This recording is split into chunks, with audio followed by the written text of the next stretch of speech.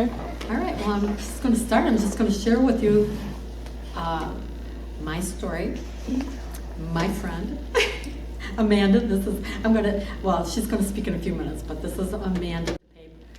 And she's my friend, and we're just gonna kind of, we thought about bouncing off each other on like a lot of stuff. We could tell that as one of us shares a story, another one would see another aspect, or how a cop would feel from that perspective versus a chaplain would feel. So we thought it would be kind of good to be informal and just kind of play off each other's, memories of stuff like that. But I'll share with you guys my story, actually, how this ended up happening to me.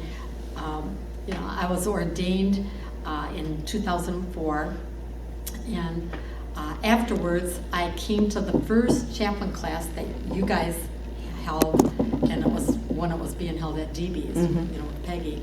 And that first class, and I believe you guys have monitored, like you have pared it down a little bit. It was 9 months long, that first class. I audited some of that. Did you? It was pretty intense. Yeah, I didn't get It was very good, but it was pretty intense. It was a lot of material. And so afterwards, after that happened, I thought to myself, what am I going to do with this? Why did I do this? Like, I wasn't even sure why I went through 9 months of that. And I thought, what am I going to do? And I thought, I'm not going to jump into anything. I'm going to wait and just really pray about it till I really feel the leading of the Lord where to go and what to do. Because I felt like I was taking care of my mom at the time, and I felt like a nursing home wouldn't be a good fit for me. It wouldn't, because I had my own nursing home at home. You know what I'm saying? If you understand elder care, you see what I'm saying. And also, medical, it's just not my thing, whatever. So I thought, why did I do this? There's, and I knew that there's chaplains at the casino. I mean, there's chaplains everywhere, really. So I just prayed about it for about a year. And one day I had to take a phone call, or I had to call from Salt River to the fire department. And at the end of my conversation, I said to them, hey, you guys by any chance aren't looking for a chaplain, are you? Because my son David was in the Air Force at the time, and he was a fireman. And I know, the Air Force has chaplains, and I thought fire departments have chaplains. They said, no, but we just got a memo today that came across our desk that Chesterfield Police are looking for a chaplain. I thought, police, wow, that's amazing. So he gave me the contact name, and I started thinking about it, and I thought, I never in my life ever saw myself a police chaplain. Like, those two words in my mind just never, never crossed my mind ever. And I thought, why would I be a police chaplain? And I thought, oh my gosh, I might be a really good fit for this, because I've been through so much trauma in my own life and my family. And I had a 17-year-old sister who was hit by a car and killed. And I got that phone call in the middle of the night, and then the chaplain came out at the hospital and talked to us. And I always thought to myself, if I could be a chaplain, I'd want to be a chaplain that could somehow bring some kind of comfort, some kind of peace, some kind of presence of God in the darkest moment of their life. Like, there's got to be a better way of doing this. Not that I'm saying that the chaplain was bad, but it wasn't the best way to handle a family, and it left me with like a sad feeling, like that people need to be really sensitive to people when they're facing the worst thing in their life. And I thought, wow, it's kind of strange, because my mother would lay on the couch and we'd lay and watch Cops. Every rerun, everything. She was just addicted to watching every CI story, every cop show, everything. And I finally realized after going through this why my mother was addicted to it. For the same reason that cops are addicted to adrenaline. She was 80-some years old and just laid around like this, and there was no excitement in her life. And literally just by watching the programs gave her an adrenaline rush, and it was the only rush that she had in her life. It took me a long time to figure that out, but and I'll speak a little bit more about that. So contacted the liaison officer, and he said, well, we're going to be interviewing a number of people coming up. And so send in your resume and we'll see what happens. So I sent in my resume. He called me back and he said, I'd like you to come in for an informal interview. So I went for the interview, and at a table like that, this is an informal interview, right? There's 2 cops in uniform and an FBI chaplain. That's informal? That was informal to me. To me, I was like, okay, this is a little intimidating. And they're asking you questions, and some of the questions that are trying to find out what your motives are and try to weed out people, because people have weird things in their head about cops, and so they really want to know where you're coming from, what your mindset is, are you really religious, like they want to know what's going on. So I thought to myself, I prayed ahead of time, and I thought, you know what, I don't want to be any position where God doesn't want me and I'm not called, especially this, because this is really dangerous, Like I only want to be in this spot if I'm supposed to be there. So I am not trying to get a position. I am going to be as real as I possibly can. I don't want to hide nothing. Like I'm going to give them the whole package, this is who I am, whatever. If it's not me, I don't care, that's what it was. So they asked me a lot of questions, and at the end, the FBI chaplain says to me, okay, here's a scenario. You're in a police car with an officer. They stop for a routine traffic stop, and all of a sudden you're in the car and you see that the driver gets out of the car and he's wrestling the officer for his gun. He says, there's 2 rifles in the car next to you. Could you use it? And my body leaned forward, and I looked at him and I go, yes, I could. And I thought to myself, who said that? Even though she didn't know how to use it. Yeah, right. Right. And I said, yeah, but I think I need a little training here on be a crapshoot. Somebody could get really hurt. Well, you had to be ordained in order to be a chaplain for the police department because of I was gonna ask legal about that. reasons. You had to be ordained because of lawsuits. And most of, I don't even know if there was another woman that they interviewed. I think I was the only woman out of the pastors in the area that interviewed. But they called me back and they told me that they chose me. Well, later, I found out that one of the big factors why they chose me was because I did not hesitate for a minute, not even hesitate, because they're looking to see if your religious beliefs will cause you to hesitate in a moment where somebody might need a backup, where it's life and death. And I didn't have any religious beliefs that would hold me back. I didn't. I think there's a big difference between killing and murder. You know what I mean? And I wouldn't hesitate for one moment if I could to protect the community, and my partner, myself, anybody. If I had to do it, I would do it.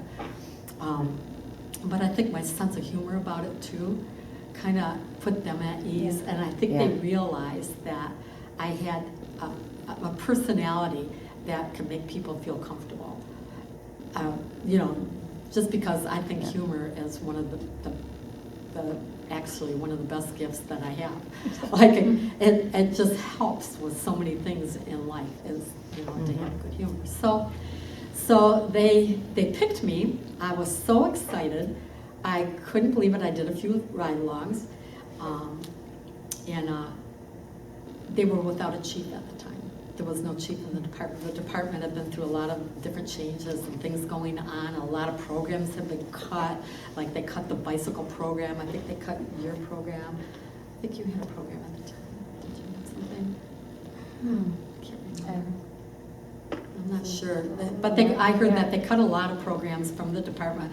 There was an acting chief there that was a lieutenant. So things were kind of shaky at the department. The department morale was very low. It was extremely low. They were going through a hard time. They had gone through a number of chiefs in a short period of time, and it was really, really stressful for the department. And so we heard that I had to go before the township board, or it had to go before the township board to see if they would accept it.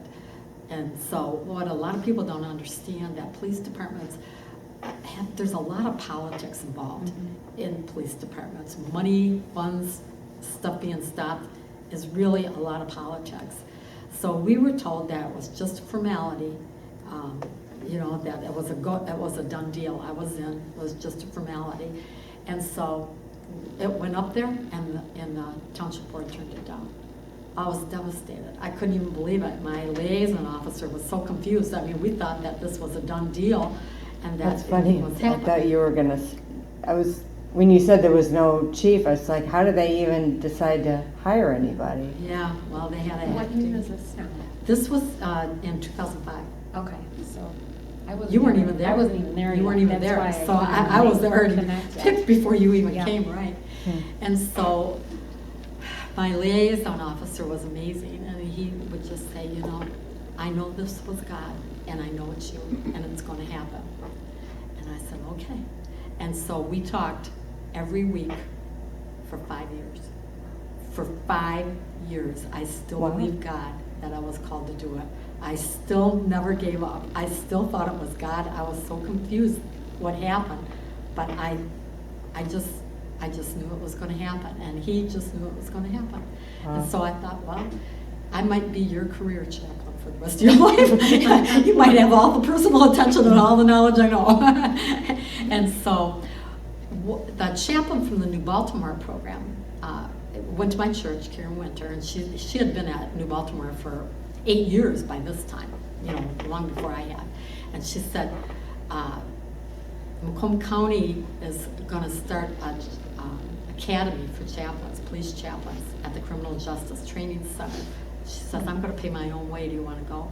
And I said, yeah, I really want to go. So her and I went to the academy, and I'll get into later what I learned at the academy when we went. So we were the first graduate class from the Macomb County Criminal Police Chaplain training program.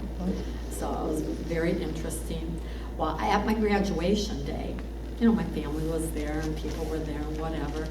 And my liaison officer couldn't make it at the last minute, and I was so disappointed after waiting 5 years for this. But at the beginning of the program, my trainer, James Friedman, came up to me and he said, come here, I want you to meet somebody. And so this man came up to me and he goes, hi, how do you do? My name is Bruce Smith. I'm the police chief at Chesterfield Township now. And he said, I came here for your graduation. And my mind was like, what? What? I'm so confused. But I realized that my trainer really knew that I've been trying to get into Chesterfield for 5 years. And he just, contacted the chief and told him what had happened. And the chief came to meet me and he gave me his card, told me to call him for an interview. And I did that. And he went in, and then it went before the board again. And this time it went through. Wow. So yeah, it was a long wait. It was a lot of, just a lot of time that went by, but I still felt it in my heart that I was really, really, really called to be at this department. I felt it was a calling. There was just no doubt in my mind that it was a calling, because I think I would have gave up long before that. I wasn't even really connected in any way except to one person, you know what I'm saying?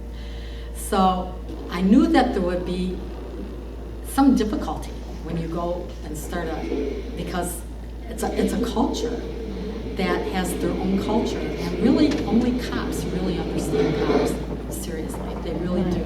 And they don't think outsiders really get them, and outsiders don't really get cops for the most part, I think. And so it was difficult for me, but Amanda and another young officer, we connected. Well, in my mind right away, maybe not your mind, maybe it took longer or whatever.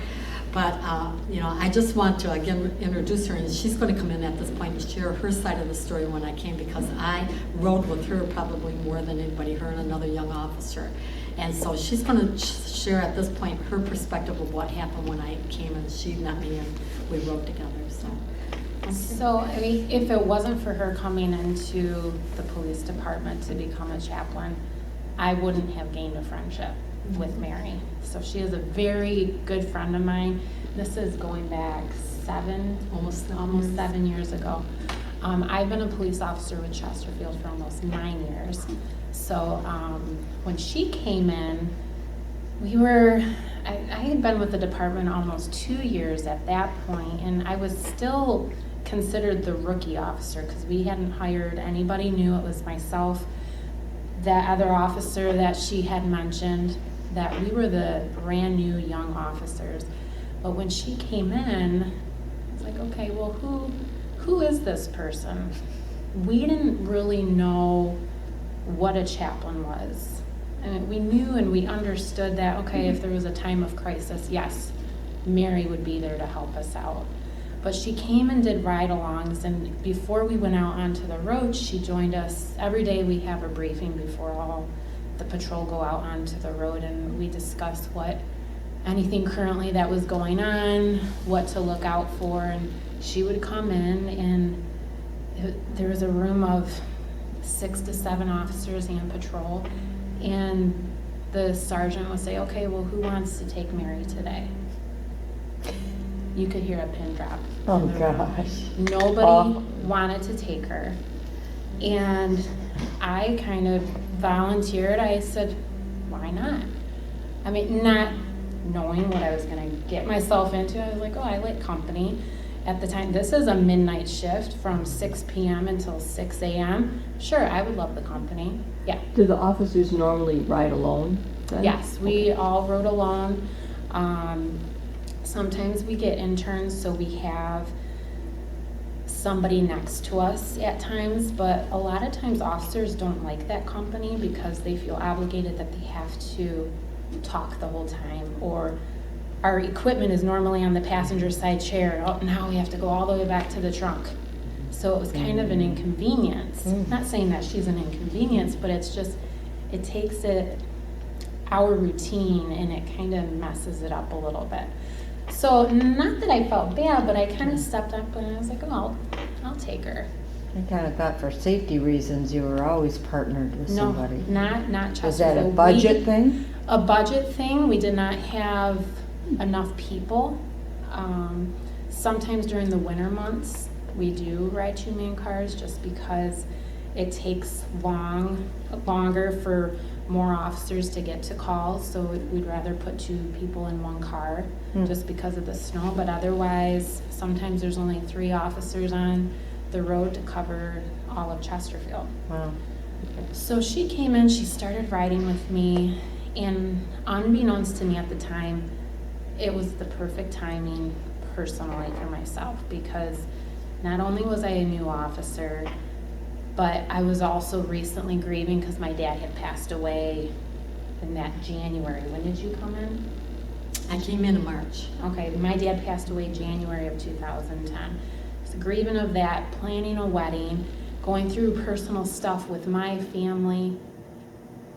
But I didn't know. We talked, and we just talked about our life. She shared stories about her life, and the guys would always ask me, and again, just going back when I first started, it took a long time for me to prove myself to the department, because being a female in a male predominantly department, that I thought, okay, well, she's going to be going through the same thing.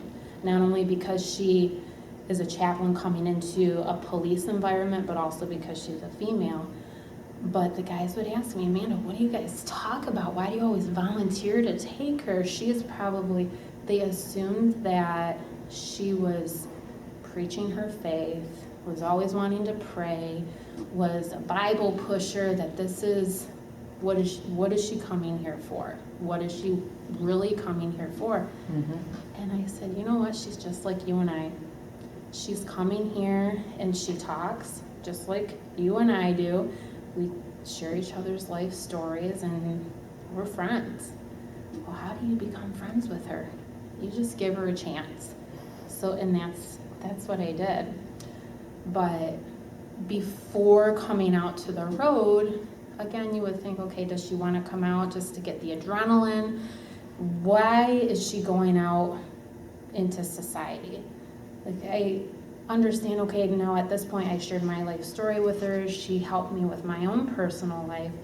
But going out onto the road, do you just want to drive fast and handle calls and see gory scenes? No, that's not all it is. But she did do that with me. She has probably driven over 100 miles an hour. She has been to death notification. She's been to scenes with people that were suicidal.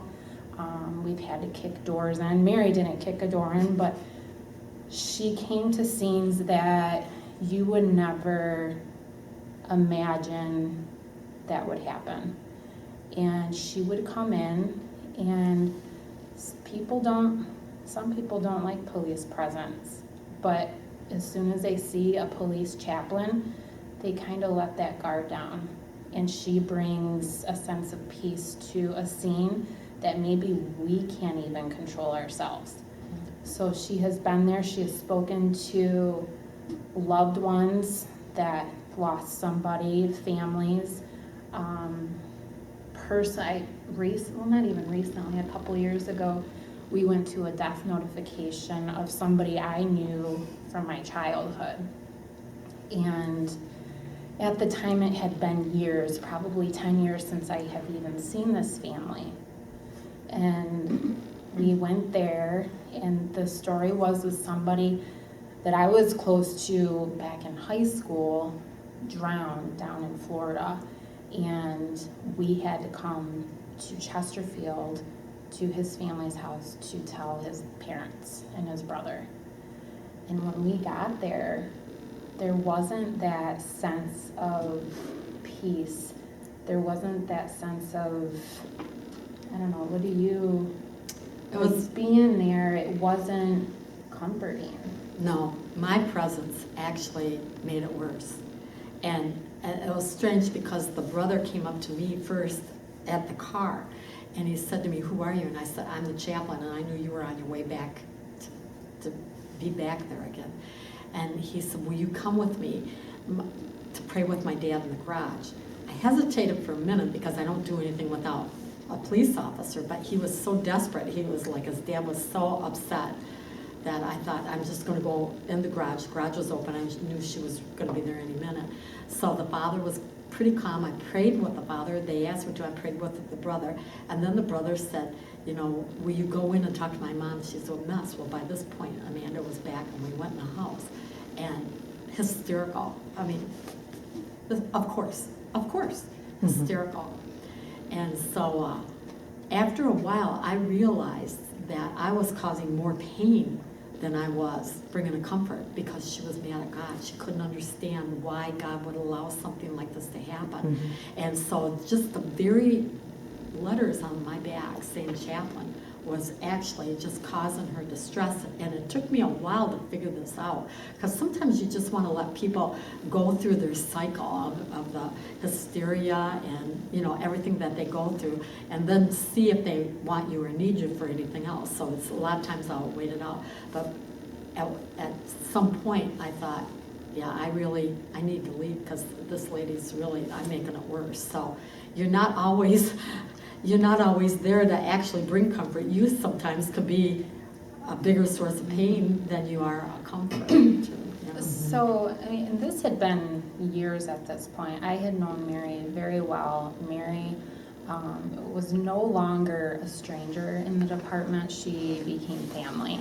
And people realized what her motive was. It wasn't, she's not going out onto the road to get that adrenaline rush. She's going out there to serve for the community.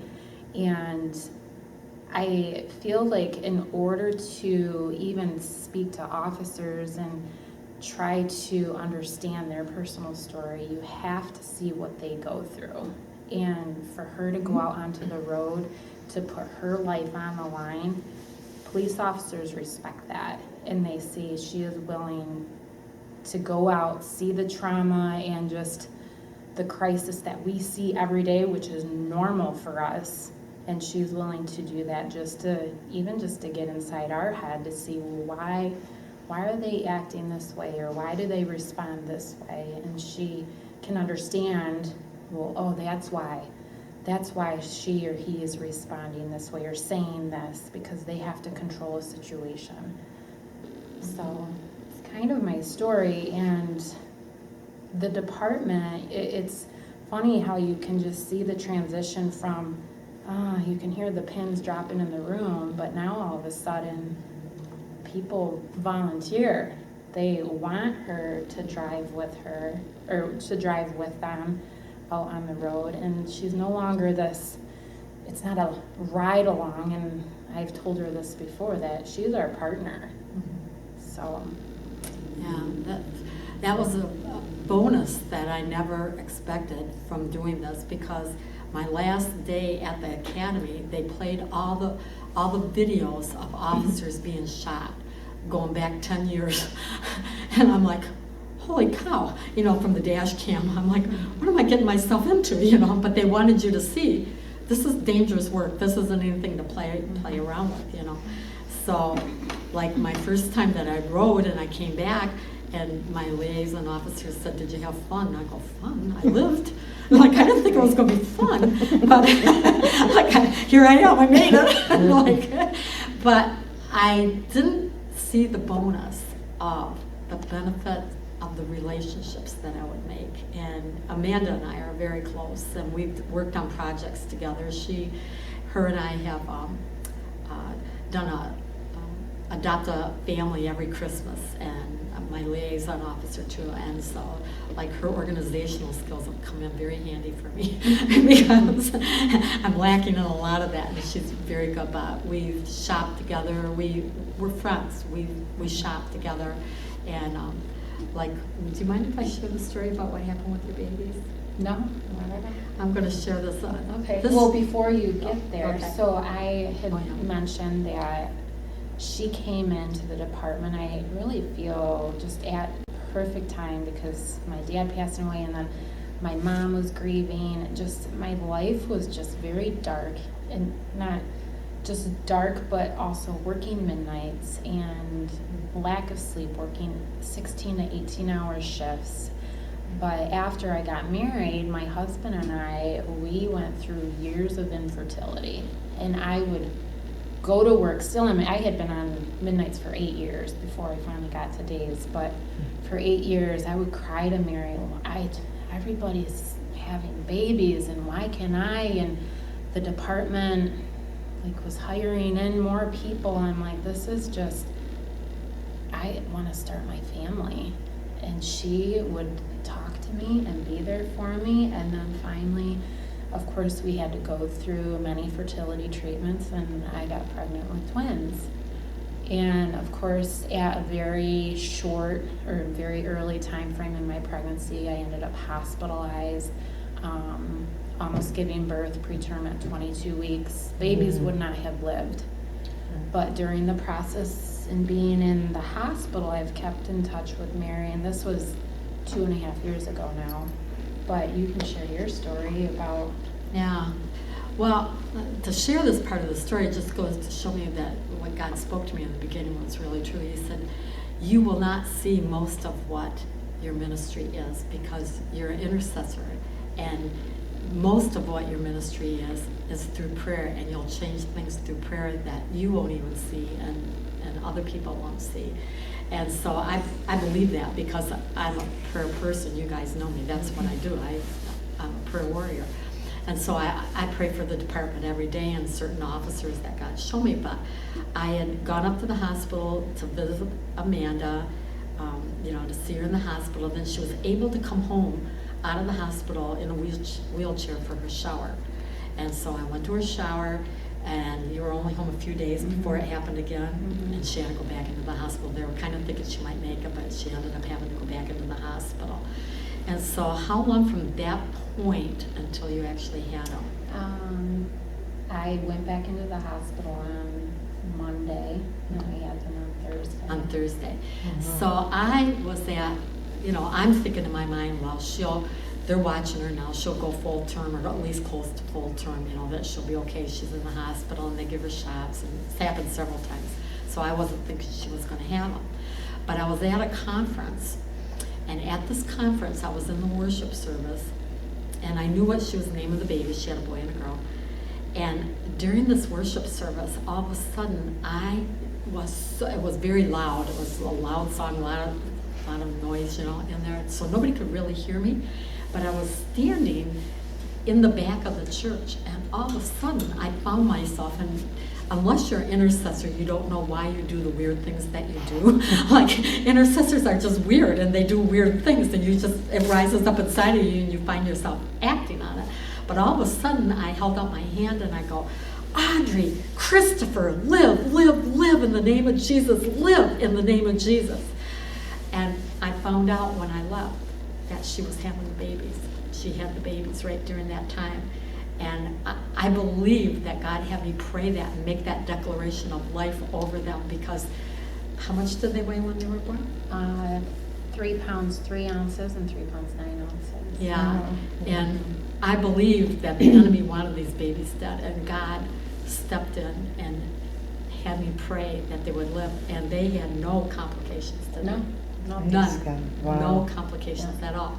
So, yeah, it makes us both cry. I know. It's so special to me, because I see that I don't see myself as, you can never compare yourself as a chaplain to anybody else. Everybody's calling and gifting is different. And I never saw myself as being very effective at the department. It was difficult. It was a very difficult way to break in. You know, it took a lot of rejection. I hate rejection. You know, but you can't take it personal, but it was just a constant trying to break through. And so I really think that just always showing up and just always being there. And, you know, over the years I've been able to, you know, go to parties where some of the officers would have them. And I remember talking to one of the officers who was kind of, I considered him and her my partner, really. And we were on a lot of scenes together, and we had a lot of funny things happen and a lot of good things happen. And they were my best PR, really, because I rode with them the most. And because of the stories, they would go back and say, and of course I prayed in the beginning, God, show me, put me with the people I'm supposed to have my firsts with, my beginnings with. Who am I supposed to be with in the beginning? And I believe it was Amanda and Jason. And they were my best PR, because when people saw that they relaxed and that I was with them a lot, that they started, it's a trust factor. It's always a trust factor, you know, like they want to test you to see if you're going to go, if they confide in you, if you're going to go and tell anybody else or blab anything else or you know, whatever. So confidentiality and trust, you know, there's only one way to make it happen, is to show up and to be there. So at this one party, this one officer's mother came up to me, and her husband had a rare form of cancer, and it was slow. But she, you know, she had confided in me. This was a mother of one of the officers, you know, her concerns for her future and her husband's future and things like that. And so over the years, I've, you know, been to the hospital for both her and another female that had complications in her pregnancy. I've showed up when one of the officers' father died last year, you know, I came up there. So I've done hospital visitations. I've done things like there was a big apartment fire in a building in the Aspen Creek, and the people were displaced, and they had FEMA, the Red Cross was there.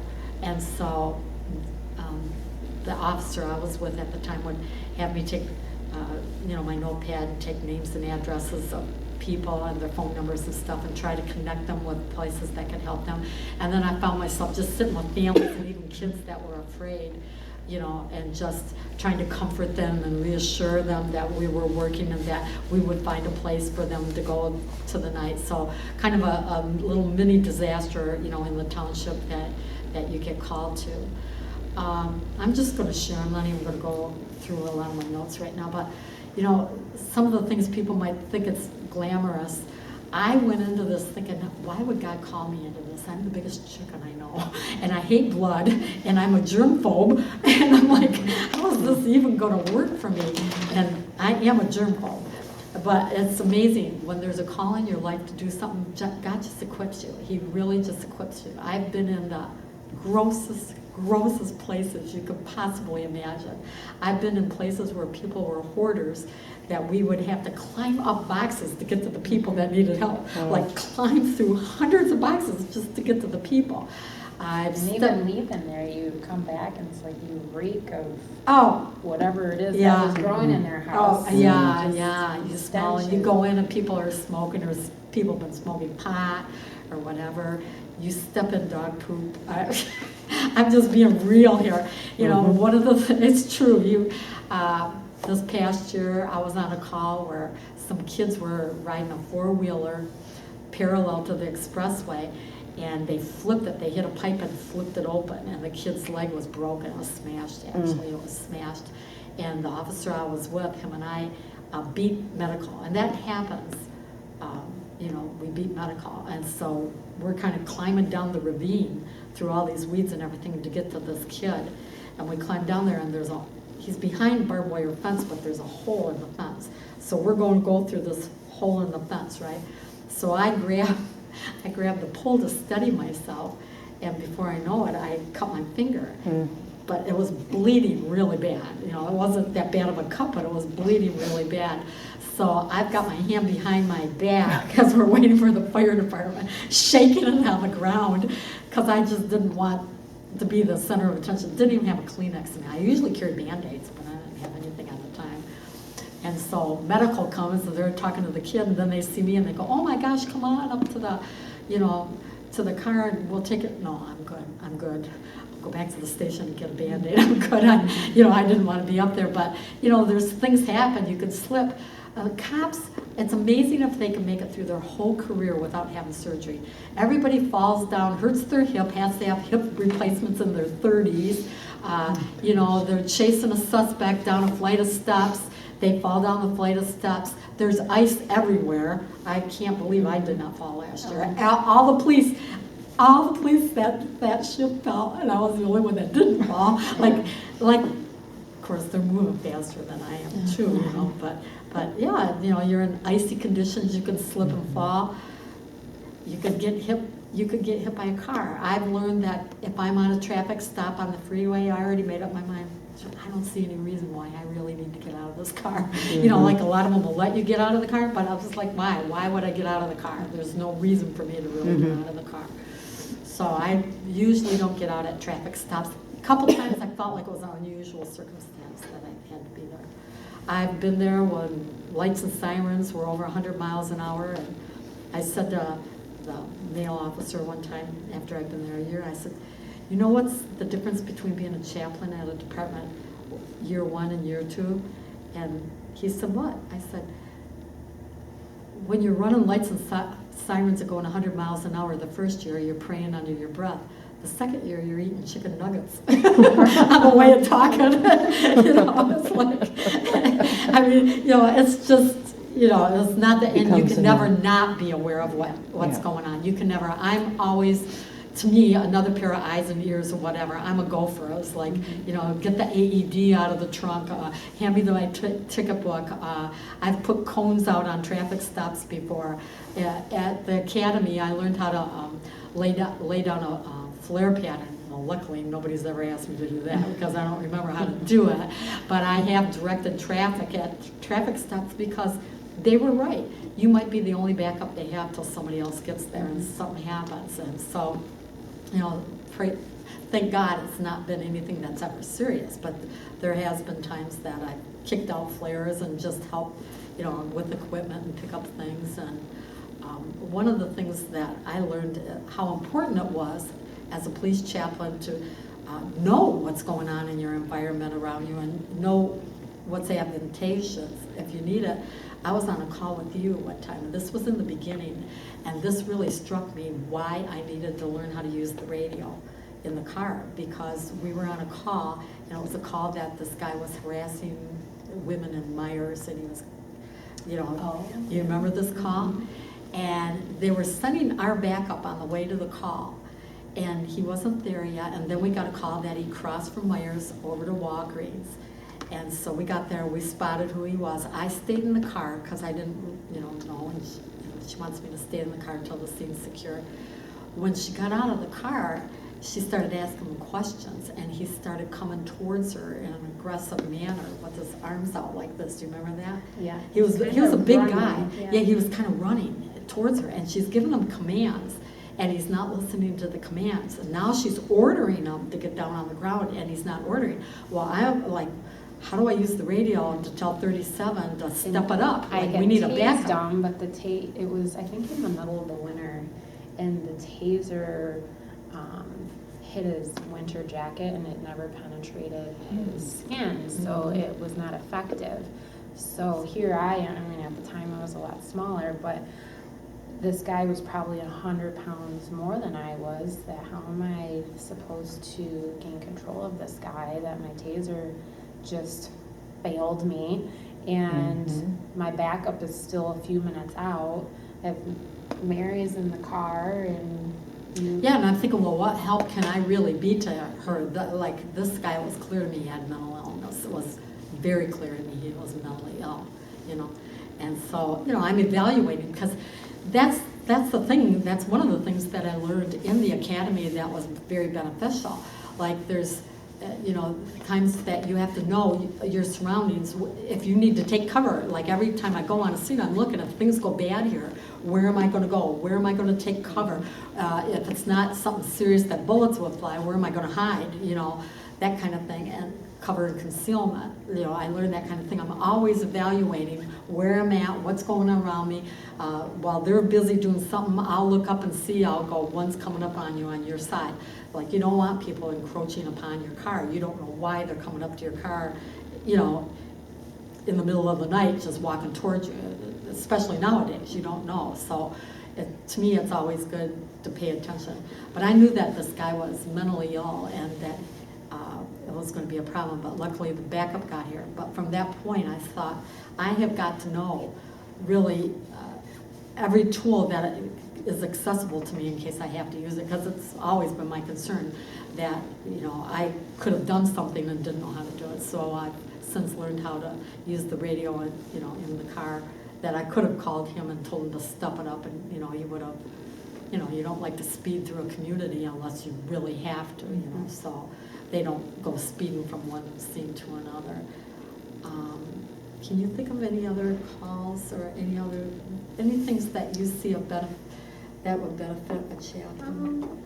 Well, I really think that if chaplains think, if that's what you want to do is go into a police department, that it's not something as soon as you walk in the door that people are going to start coming up to you and just start devouring their whole life story and trust you, because they look at you almost like I don't want to say a threat, but just a citizen that comes into the police department, into their home, and what's the intention here?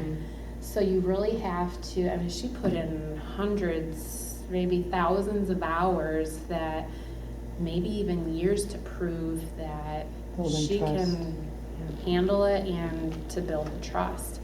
So it takes time, but the chaplain has to be patient.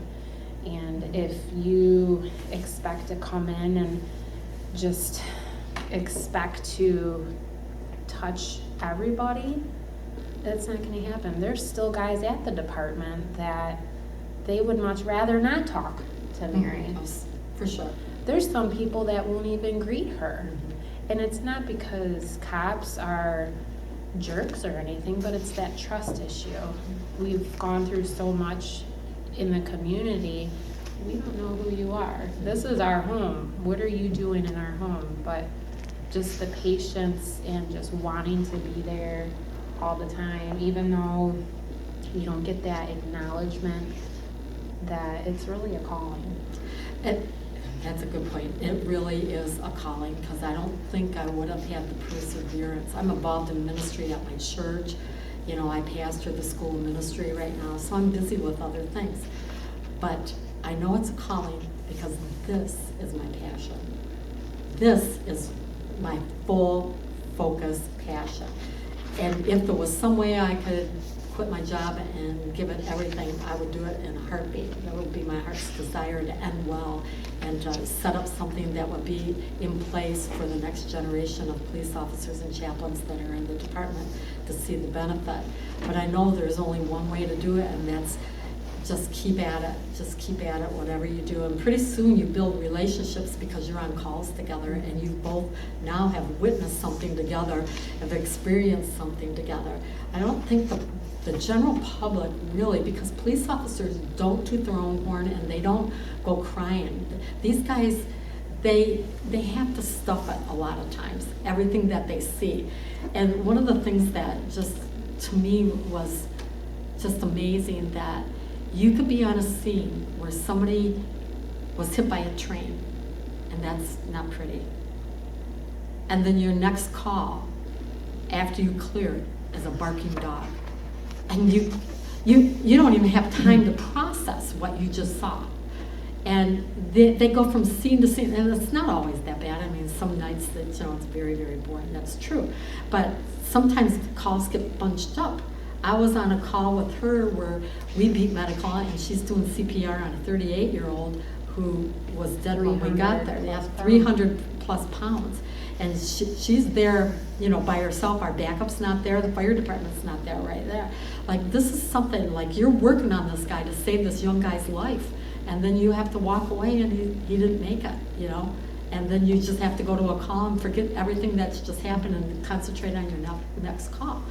So their home lives are not all the time what they can be, because these guys learn to step it. They're not going to go to their supervisors and vent when things happen. They fight politics, they fight things that happen inside the department, they fight the bad guys out there on the streets, and then when they get home they're so anxious and whatever, they end up a lot of times fighting with their family members, because they've got all this anxiety.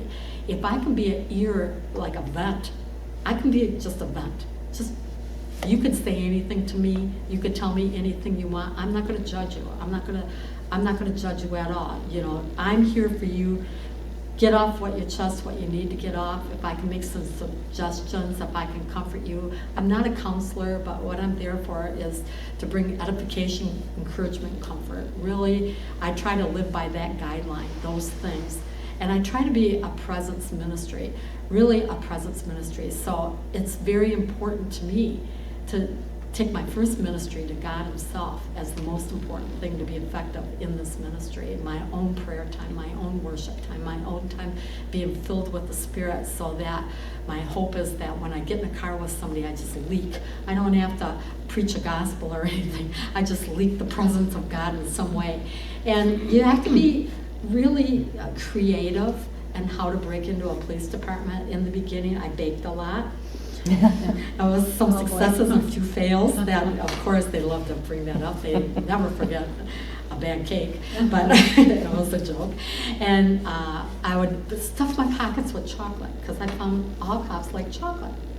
Yeah, they all like chocolate. So I'd be on the street, so some of the ones that wouldn't ride with me, when I would be with her or something, I'd walk up to them and say, hey, and I'd hand them a chocolate. So it was like giving candy to the kids, you know what I mean? I was constantly feeding them, constantly giving them chocolate.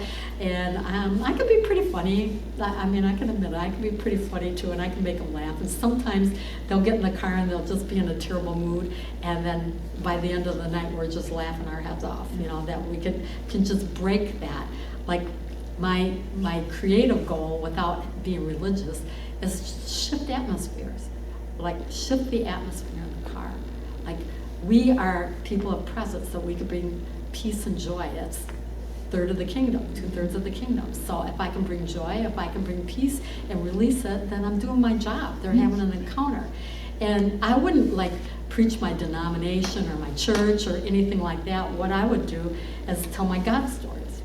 I would just, Amanda's got most of my God stories for sure.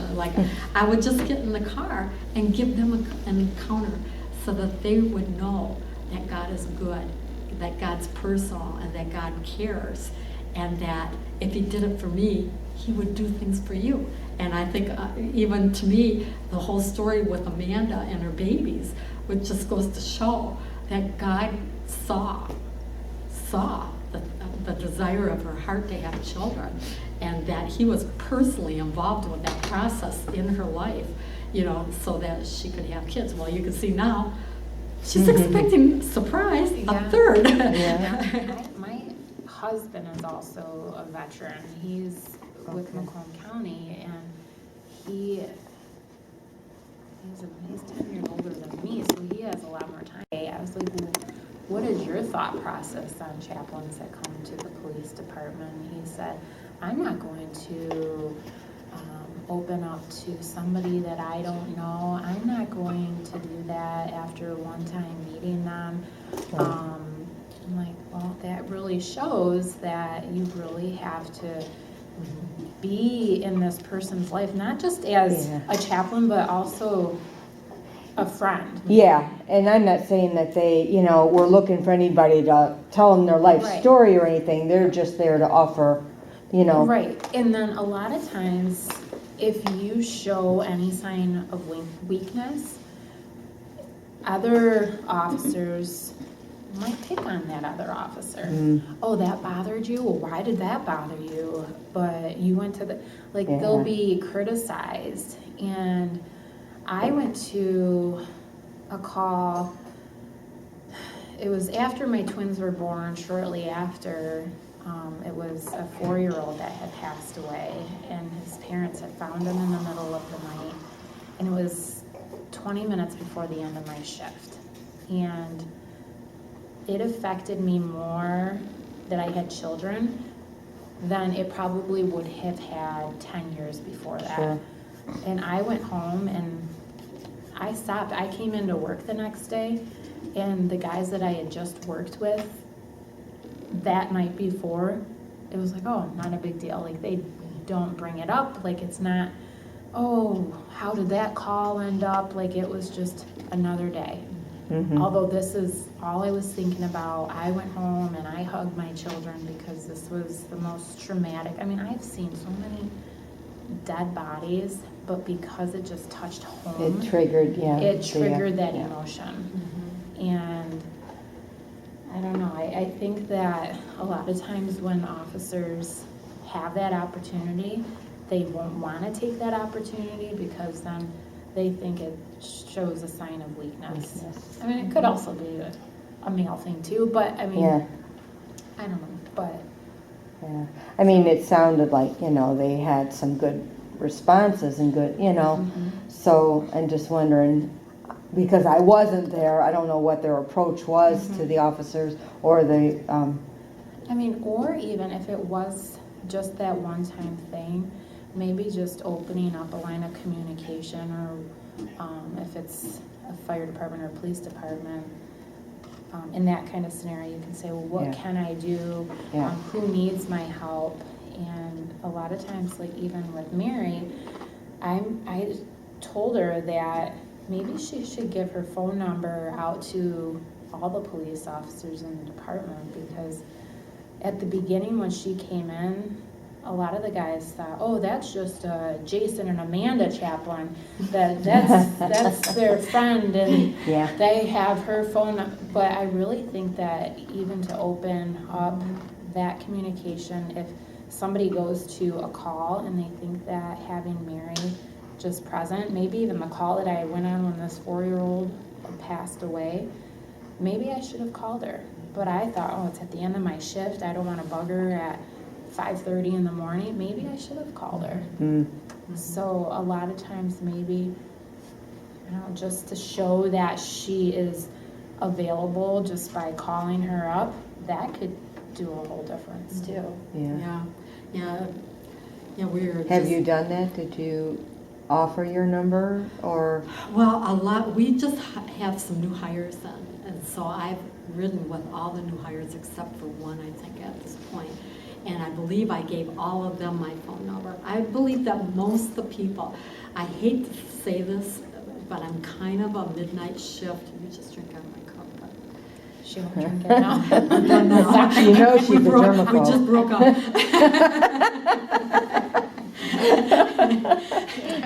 But, Get her a new one. No.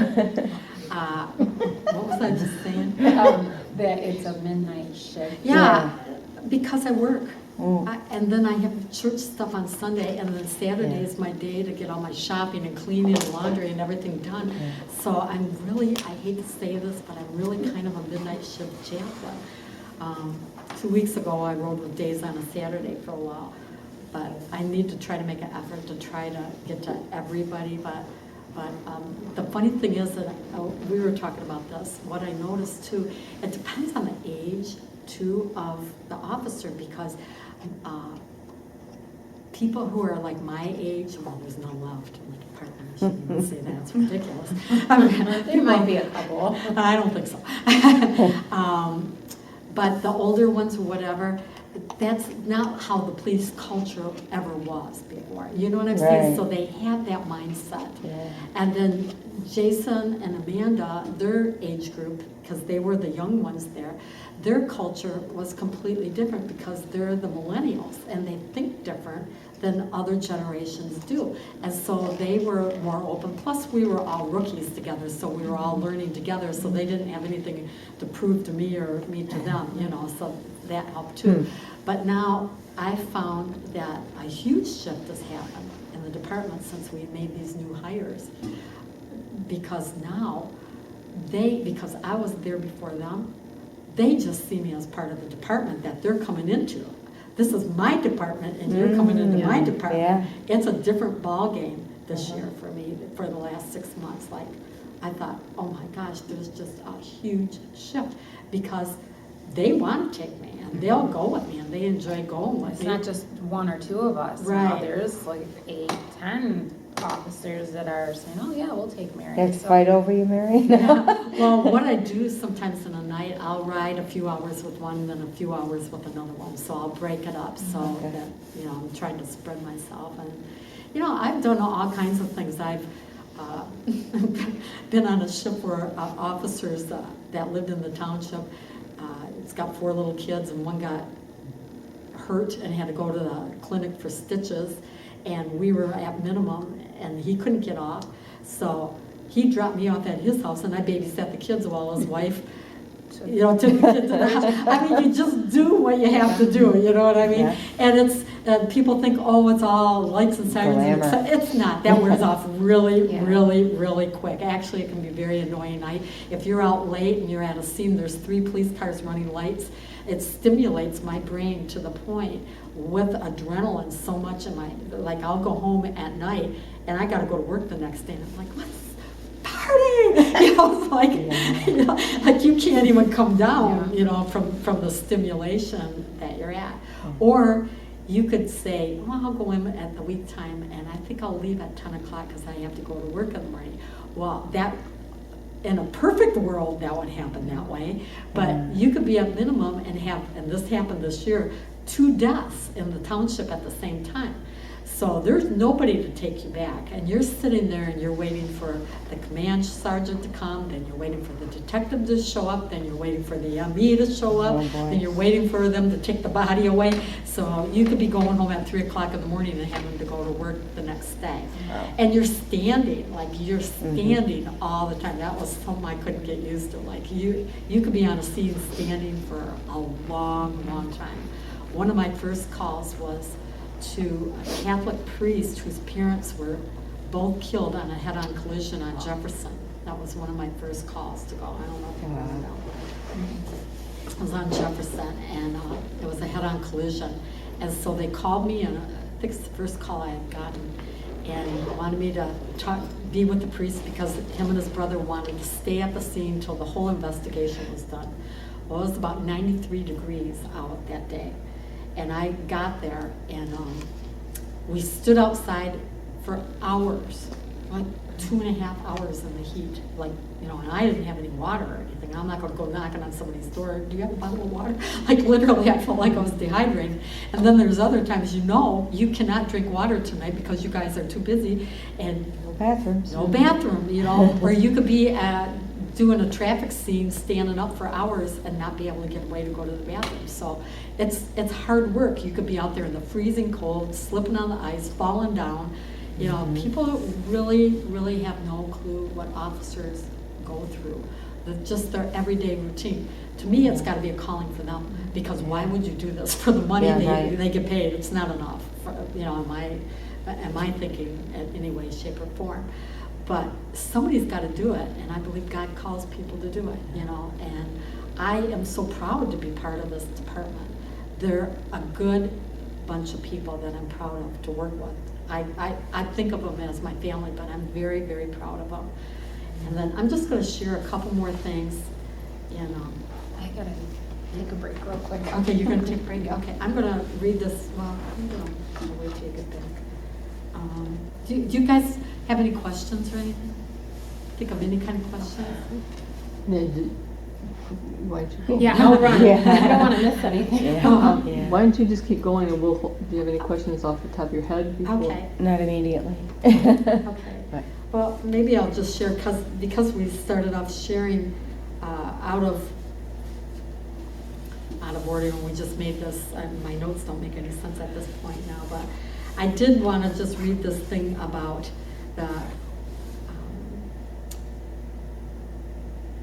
that chaplaincy is recognized by the U.S. government as a relevant and essential part of representation of the people. They play an important role in many state and government legislative bodies and hold positions in industry, university, councils, and local communities. In 1971, there was a Supreme Court ruling that was Lemon versus Kurtzman, and that might be something that you guys are all, well, then I'm not going to repeat it, but it basically says the three things that they have to do, and it has to have a secular purpose first, and that it can't have excessive entanglement, and it can't have the primary or principal effect of advancing or prohibiting religion. And so that's why when I'm out there and people need a church or something, if I find out they're Catholic, I'll send them to the Catholic church. If they're Lutheran, I'll hook them up with the Lutheran church. I don't go to my church. Well, my church isn't there anymore, but it was at the time. So I wasn't just sending the people to my church, even though I thought my church was going to be the best church for them. I didn't do that, because that's not what we're here for. So we're just really a kind of a referral for the community. I'm trying to get to the point where I have better relationships with the pastors in the community. When I was there, I did, because we would have meetings at our church for all the community leaders and pastors and stuff. So there was, some things that I had at that point. But I do feel like, coming up on 7 years, it has been slow. We are getting a new chaplain in a few weeks. It's going to be a male chaplain, so we'll have a second chaplain, and hopefully he'll be able to fill some of the gaps that I have not been able to fill. Right, because you're only able to go At outside night. of work hours. Exactly, and he lives in his churches in the community, right? in You are Chesterfield. working full-time? I'm still working full-time. And then you're doing, I do this how at many night. hours a week are you? I'm not with the doing as department? many as I did. A few summers ago, I actually was going in maybe 3 times a week volunteer at night. So I'd go right from my job at work during the day, and sometimes I'd stay to 1, 2 o'clock in the morning. I would just, so I'm literally. And there's working. no compensation at all? No, It there's is no, volunteer? there's no compensation. And then, Yeah. and then sometimes you could get called in for, An emergency. for an emergency Right. too, yeah. So, Okay. so it was just, I felt like it didn't matter. I had to pay my dues if I wanted this to be successful, because one thing that I know that I'm called is because I'm not a quitter. I'll just keep going. And it's like I don't get the results that I really hope to see. I still don't feel like that there's the results that I would have hoped to see by now, but I want to finish well. I feel like that, and the only way I can do it is just keep showing up until I know that God says that, your time is up. But I want to be able to walk away and feel like that I had some kind of effect, and that I made a difference to a group of people that really can't talk to anybody else. They're not going to go to anybody else, and they won't even talk to you because they don't even know they have a problem sometimes. Like, they really don't even know what's the matter with them. And it's really, most of it is the effects of living in a hypervigilant state. Biologically, everything biologically they're affected for, and it takes like 12 to 18 hours to come off that hypervigilant high that you're on. And so, yeah, it's a difficult thing. But so when somebody mentions something in a conversation with me, at first I didn't grab the opportunity, like they're just saying something that's happening at home. Well, now I'll look and I'll ask kind of little, not probing questions, but like I'll act on a hunch and try to open it up to get them to converse about this, because otherwise the conversation would just go on, and I realized I may have missed a lot of opportunities that they were kind of hinting towards something, but really didn't know how to bring it up to me. So now I'm kind of learning how to probe a little bit and just ask some questions, and then if they don't want to talk, I just let it go. I just whatever. But I find that if I ask the right questions, sometimes that they can open up. But speaking of the hypervigilant state that they're in, I just want to read something a little bit out of this book, if you don't mind, to you, so that you get an idea of why police, do what they do. So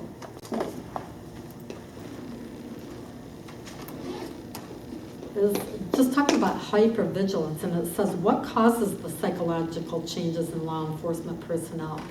Is it the negative, cynical, angry outlook that typifies many law enforcement officers, directly related and caused by the many tragic, negative, and violent events that an officer is forced to witness over the years of being a cop? Or is there something else occurring that affects the way law enforcement officers view the world? Is it what cops see in the world, or is it how cops must learn to see the world? It's a unique perceptual set, or a way of viewing the world that officers learn. Do law enforcement officers need to see the world differently than most folks? Do they need to learn to see the world as potentially lethal in order to be safe cops? Of course.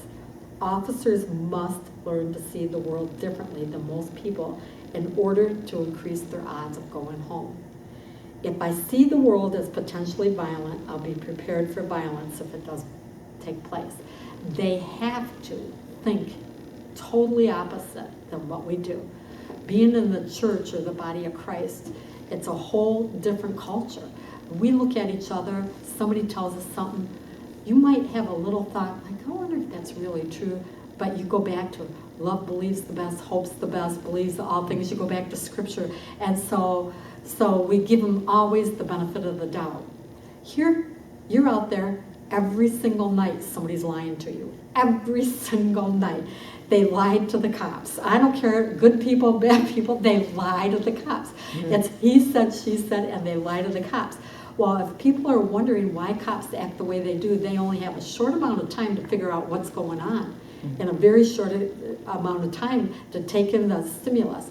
Well, in the hypervigilant state, all their senses, when they're looking, are heightened. Their smell, their vision, their hearing, everything is in a heightened state.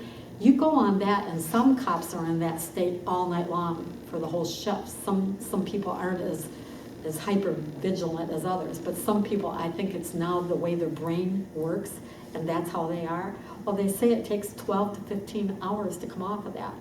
So when you go home, How do they they go say, home and function with well, their this is how you family? can't, because in this book, which was just such a great help to me, they say that to the degree that your hypervigilant state was, it takes that many hours and all the opposite effects. So where your vision is expanded and that you're seeing and quick thinking and making quick decisions. I mean, it's really amazing how quick cops can think and figure things out, you know, in a minute. But then when you go home and you go to your family, you got tunnel vision and you're just clicking the TV channel. That's tunnel vision. You can't see around you. You're not hearing. You're ignoring your wife. This is why so many marriages fail. You're shut down. This is a biological thing. This is something that families need to understand what happens to them and find ways to mitigate what goes on and how to keep that connection, really the connection in the families between the husbands and the wives and the kids, keeping that connection going, because your body makes you just want to veg out completely, just be a couch potato, because you can't function until and after 18 hours you start to become normal again. But if people knew that, they would understand why there's so much tension in police families. Why Sounds like a things great happen. need for counseling and training for the family members to be able to understand Yeah, what, right. And sometimes officers can't go home and just veg out. They're coming off an 18-hour shift. They get to go home and sleep for 4 hours and then have to go back and do it to again. work again. Yeah. So they don't even get that point just to sit down. They're sleeping, and they just think about the quality of sleep that they're getting. So for them to go home and the kids are running around and screaming, and the wife or the husband Right. is had problems with the dishwasher malfunctioning, and Yeah. they can't even deal with that. And they still have to do all their chores around the house and cut the grass and everything and go to kids' functions. And to me, cops are my heroes. I love cops. I love cops. I learned so much. I thought I was going to go there and give them something. I have learned so much from the police officers at this department, and really understand the dedication that they have and the sacrifices they make to serve the community. They are the most sleep-deprived people. I mean, these people have to function and face tragic, horrific things a lot of times that nobody should ever have to see in your whole life.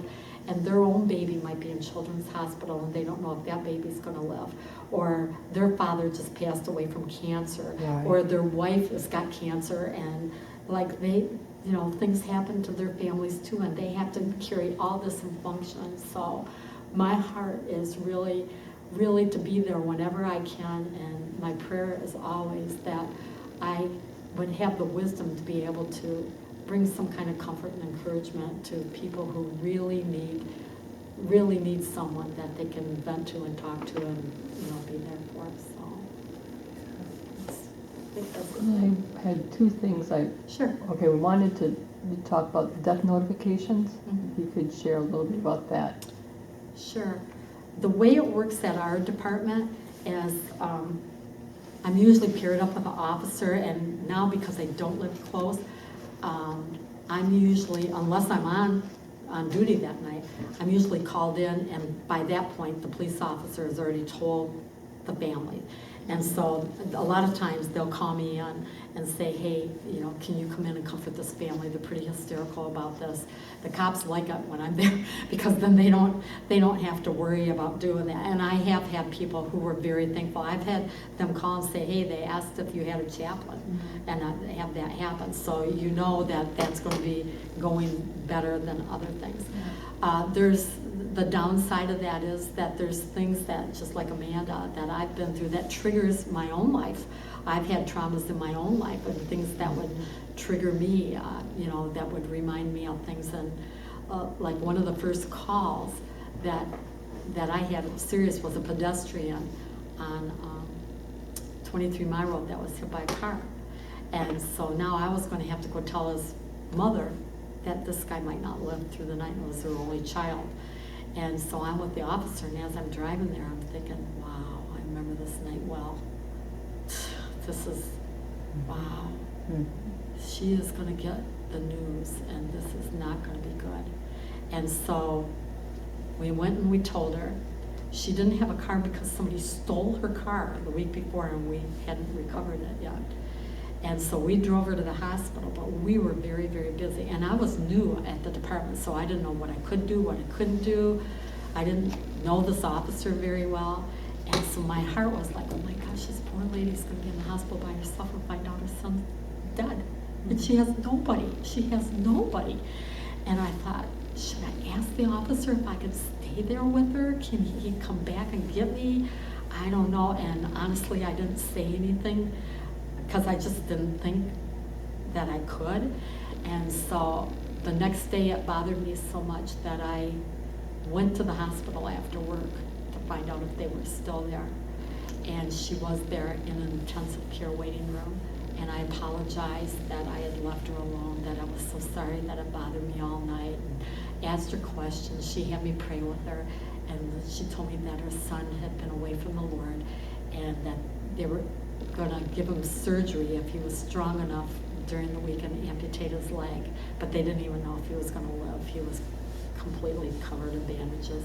She asked me if I would go in and pray for him, so I told her I would. So I went over him. I didn't think he was conscious, but I just kept talking, and I said, you know, I'm going to pray a prayer, and if you mean this from your heart, you can hear me. Just squeeze my hand and I'll know that you did. So I really just kind of prayed a simple prayer of reconciliation unto the Lord, and then just prayed for peace for him, and that God would touch his body and heal him. But he squeezed my hand very tight. And then I followed up with the lady for 3 weeks in a row, you know, just to see how she was going. And it turns out that the lady died. The son lived, and the lady died a year later. You know, my goodness. Yeah. Wow. So, you know, those are the kind of things that bother you, that trigger you. I was in an injury accident a year and a half ago. I have never been afraid in a police car. No matter what's going on, I've never been afraid. 2 times this year, all of a sudden I see something coming out of the right coming towards the car, and I'm like, you know, getting triggered from my own accident. So I have to deal with my own stuff that I'm going through, you know. I'm going through family members in my family that die, or divorces, or grandchildren that are brokenhearted. You know, I'm dealing with my stuff too, and trying to do it. So, you know, you learn as you go on, and, you know, sometimes just being real, people realize that you're just a real person. That's all I really want to be. I'm pretty vulnerable with people, and I think that helps people to be vulnerable with me, you know. I'm pretty trusting of most people, maybe a little bit too much sometimes, but, you know, that's the way I operate in my chaplaincy. Okay, so when you do a death notification or an accident notification, what do you do? Well, and I know our department, it's our protocol and policy that people have to go through training. It can't just be, oh, we're going to send Mary to go do the death notification. Normally, by the time we call her, the notification has already been made, or she's coming alongside with that notification officer. But I know when we have gone to scenes and there was a death, but the family does not know that the person had passed away yet, at my job and duty, I'm there, I have to create or treat the scene as a crime scene because we don't know what happened. So the scene has to be secure. I have to somehow get I have to document anything suspicious all at the same time while you have sobbing people. So that's why a lot of times it's good to have her there. It's like, well, she doesn't have to focus on blood trails. She doesn't have to focus on, we can say, Mary, talk to the family so we can piece this together.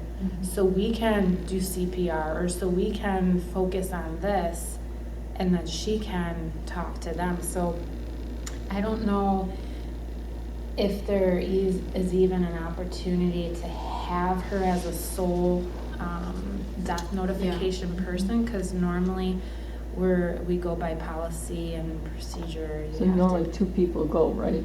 Yes, yep. And then if it's a scene that's very fresh, it's whatever officer that gets sent there. So, and sometimes that's when we're doing a death notification that people ask, are they gonna make it? Are they gonna live? If we don't know, we don't know. We are not medical professionals, and that's what we say. Even though it's not looking too well, You don't say. we don't say that. No. We say, I don't know, they're still working on them, they're going to transport them to the hospital, or just wait until we find out from the medical professionals. Because we can't, if it's not certain, then we cannot Comment. we can't tell the family. So just because then we'll hear about it down the long road. But in the meantime, she can still sit there and console with them as we're getting, because we need to know social security numbers. When's the last time they've been to the hospital? Are they addicted to any street drugs? When was the last time they used? We have to get this history from this family or person that is a little reluctant to tell us because they don't want to tell us, oh yeah, there's probably a bunch of heroin in the other room. So we have to somehow secure the scene, investigate when they don't want to be too truthful with us still too. So, but. And then the other thing, we've recently did a thing about like a trauma debriefing. So we can see the benefit of it, but judging from what you're telling us then, that really the officers don't want to submit themselves to that kind of a thing to de-escalate that hypervigilance and that effect of the traumas on their lives. Our department, whenever there is some sort of trauma, we will come back, we'll go home at the end of the day, and then typically talk about it the next day when we come into briefing. Oh, well, what can we do to change it? What should we have done? What do we still have to do? But So your next day's briefing becomes a debriefing for the prior. yes, because a lot of times, like even, and that's not all the time, but just because I was on midnights for so long, a lot of times the traumas that occur is not just a 1-2 hour thing. That's like if something happens at midnight, you're lucky to get out of your shift at 6 a.m. and go home. So, I mean, you still have to handle the scene, secure it, take care of evidence, secure it, and contact people, contact the hospital, go to the hospital, and still have to write a 2-hour report and follow up. So a lot of it isn't even resolved to even talk about it. It's just you get little pieces at a time. So by the next day, when we come back in, we could kind of put our puzzle pieces together. But to talk about it, I mean, I could talk about it. I'm fine with it. I'll drive in a car with Mary. But like I had said before, for a lot of police officers, are they going to open up and just reveal their vulnerable side? I don't know. So there are no scheduled or mandatory or any of those kinds of. No, I was trained in critical incident debriefing, and I had some training in post-traumatic stress disorder too, but it was minimal. It wasn't really big. But Macomb County offers it. You can call for a debriefing team. They could come. Well, like she said, there was part of the chaplaincy training here. We did have a little bit of that. Yeah. And I've had the critical incident stress management stuff too, but I just wondered how often. I mean, it's not That's really actually used. realistically how it's done. No. In the No. In a perfect world, I think it would. Yeah. But if it's real serious, I know that the chief had told me before, it was a different chief or two, but that they use our own professional, if anybody really needs it, that they would send them. And that to me was kind of telling me that that was all about possibly not getting into a liturgical kind of thing to, that they wanted to use a professional. So I'm not sure, not 100% sure. I mean, I've been there almost 9 years and I have never encountered that. So it's more, let's talk about it. I think like disaster, like 9/11, how do they handle things after that? That was a constant for the first responders. That's, it's hard to imagine that they can function normally without some kind of outlet or some kind of way of. I mean, to that extreme, I mean, thank God and heaven forbid it were to happen, but in Chesterfield, like I was thinking more along the lines of somebody getting hit by a car, but like a disaster like that, I'm sure there is some kind of procedure that is in writing that we would follow, but since we haven't encountered that yet, nobody's familiar with it. So only the chief or other resources in the community, with their reaching out to us, that's how we would try to figure it out. But I mean, everyday officers, if they haven't encountered it yet, we don't know that debriefing Kind of like an as needed kind of.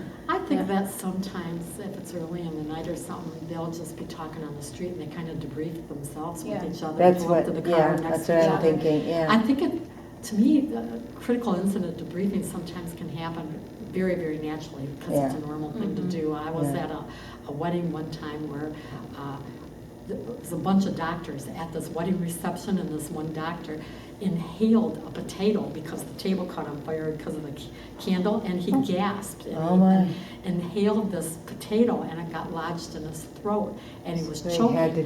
His wife got up to do the Heimlich on him, and it wasn't working. Then somebody else got up to do the Heimlich on him, and it wasn't working. Then somebody else got up, and we were kind of like in a little peninsula surrounded by water. So they had called 911. Well, now he's starting to turn blue. His wife is starting to be hysterical because we're thinking we're going to watch this guy die right in front of our eyes. It was very, very scary. Then this big fellow that was his neighbor when he was a kid jumped over tables. He was a huge guy, picked him up, and it was probably the fourth attempt that did it, and it came popping up. Wow. The bride was hysterical. It destroyed the whole wedding. Everybody was traumatized. And it was amazing to me to see how the whole thing played out, is that when people went back to their hotel rooms that night or cottages or stayed with people. They gathered at each other's houses or hotel rooms, and everybody talked about it. The husband and wife did not feel safe, so they've been traumatized. They went and got their baby from upstairs and had their baby sleep with them because they didn't want to be alone. That's what trauma does to you. Yeah. They were both doctors. And then her parents, or her aunt and uncle, had to fly out of Traverse City the next day. They didn't want to get on the plane. Like, nobody felt safe, and that to me tells me people were traumatized, but Yeah. they had gathered naturally to go places and debrief and keep talking about it, which was a good thing, and I think everybody got over it. But to me, it just Yeah. kind of was a natural thing Yeah. to do when you're so traumatized like that. And I think Right. cops do that too. They'll pull up to each other in a car, and if they both saw something, they'll be talking about it for a while. So to me, and I've told officers this too, it's good to do this right after something happens so that something doesn't get lodged in your right side of your brain so that it sticks there. I have come across, and this happened to me after my accident too. My friend was a nurse in a psych ward in Florida, and I was having a little PTSD after my accident, a little bit. And she says, oh, this happened to me a few years ago. She says, and I had it stop in 1 minute. And I go, how? And so it wasn't the EMDR, which you guys are probably familiar with.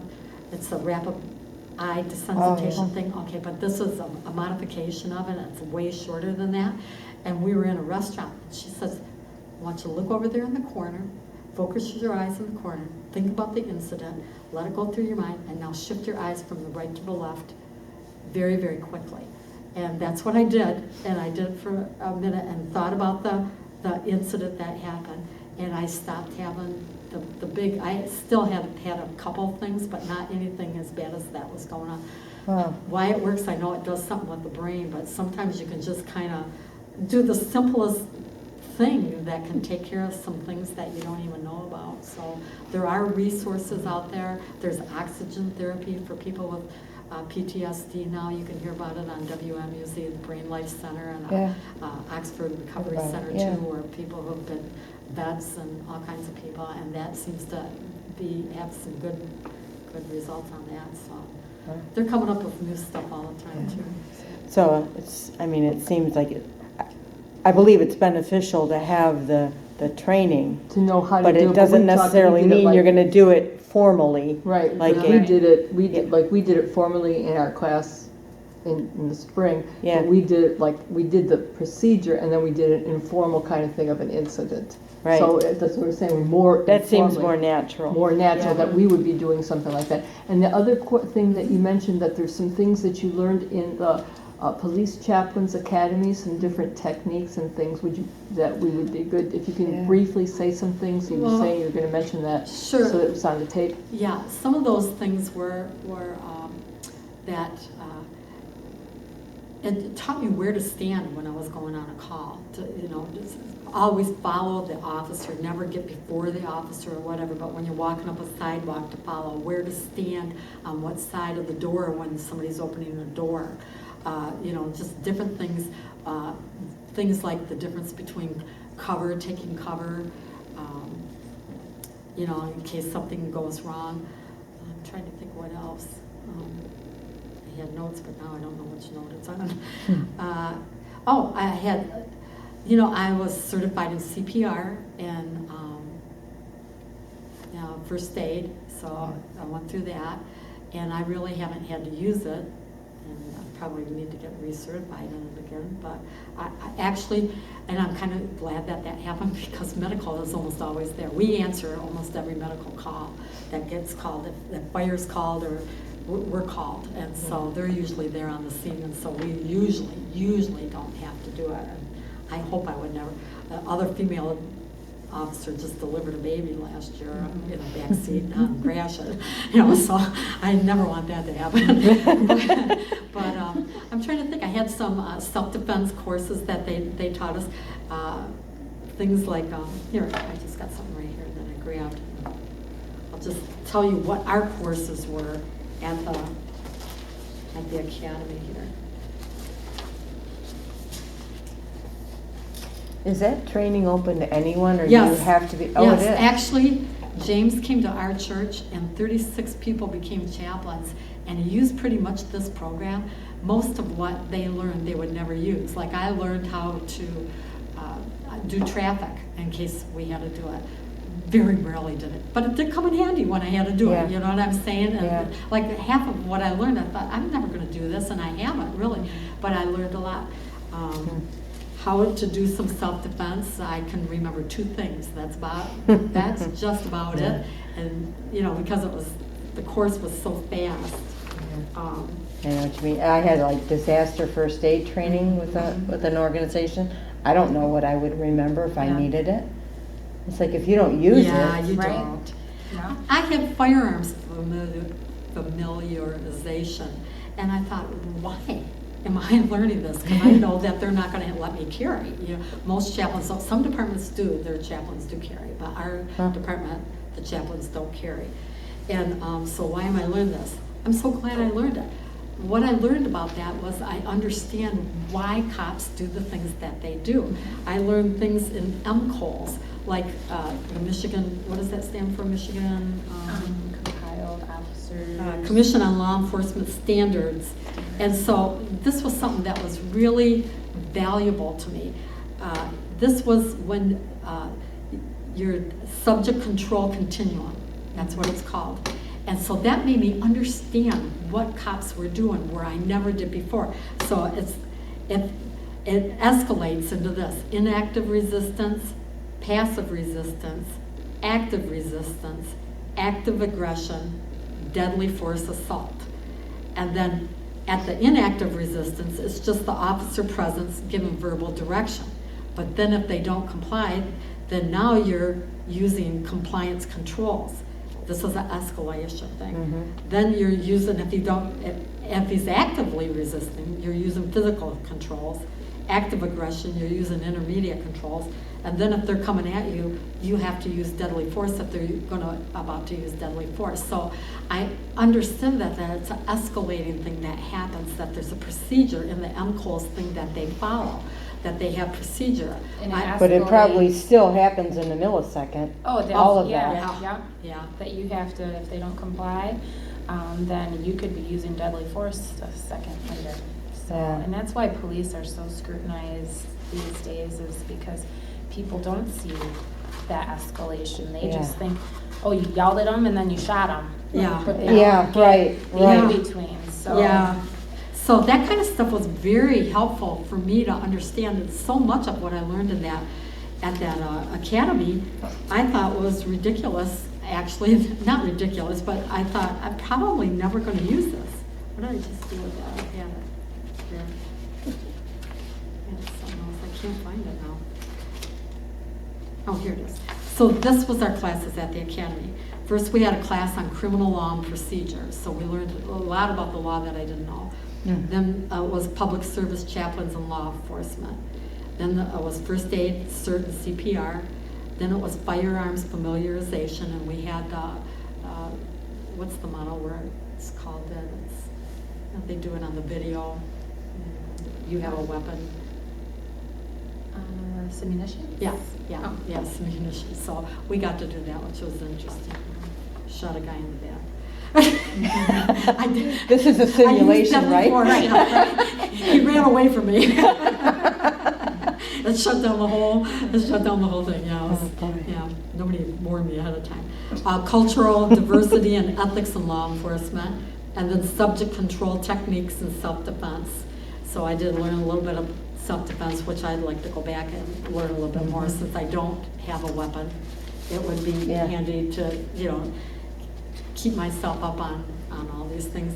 I told a lot of officers, I'm usually never afraid on a scene. Anything could happen, and I understand that. But I'm more afraid of dogs than I am bad guys. I'm always, if we're going to a scene and there's wild dogs walking around, I'll say to the officer, I'll be very close to you right now. You're the guy with the taser. Like I stick really close, because I'm a fan of crazy dogs.